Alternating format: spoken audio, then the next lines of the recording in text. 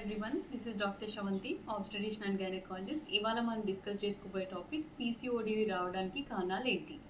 ఈ PCOD series part 1లో మనం already discuss చేసుకున్నాం. ఇన్సులిన్ అనేది పీసీఓడి ఉమెన్లో పనిచేయకుండా అయిపోతుంది.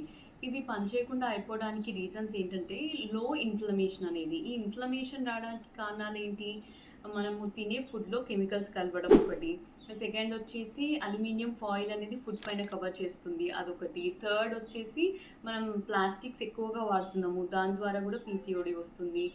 ఫోర్త్ వచ్చేసి ఏంటంటే మన స్ట్రెస్, డైలీ లైఫ్ స్ట్రెస్లో కూడా బాడీలో ఎనర్జీ అనేది, అంటే గ్లూకోజ్ ఏదైతే ఫుడ్ ద్వారా మనం తీసుకుంటామో ఆ ఫుడ్ ద్వారా తీసుకునే గ్లూకోజ్ అనేది మనకి ఎనర్జీగా సెల్లోకి వెళ్ళి ఎనర్జీ ఇవ్వకుండా అది ఫ్యాట్గా కన్వర్ట్ అయిపోతుంది. ఆ స్ట్రెస్ వల్ల హార్మోన్స్ రిలీజ్ అయ్యి ఆ హార్మోన్స్ అనేవి గ్లూకోజ్ని ఫ్యాట్స్గా కన్వర్ట్ చేసేసి మేల్ ఆండ్రోజన్స్ ప్రొడ్యూస్ చేసి అలా పీసీఓడి వచ్చేస్తుంది స్ట్రెస్ తీసుకోవడం వల్ల కూడా.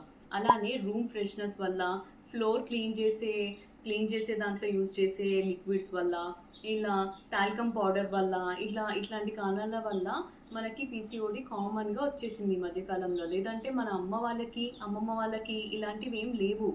ఎందుకంటే వాళ్ళ లైఫ్ స్టైల్ చాలా డిఫరెంట్గా ఉండేది. వాళ్ళు కొంచెం వాకింగ్ అని పని చేసేవాళ్ళు. ఇప్పుడు పని చేయకుండా సెడెంటరీ లైఫ్ స్టైల్ అయిపోయింది.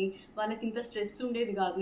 ఇప్పుడు ఏంటి, స్కూల్ లైఫ్లో నుంచే 15-16 ఇయర్స్ వాళ్ళకి కూడా కామన్గా పీసీఓడి చూస్తున్నాం. ఎందుకంటే వాళ్ళకు ఉండే మెంటల్ ప్రెషర్స్, స్కూల్లో కానీ స్ట్రెస్ వల్ల పీసీఓడి అనేది కామన్ అయింది. I think this video is helpful. Thank you.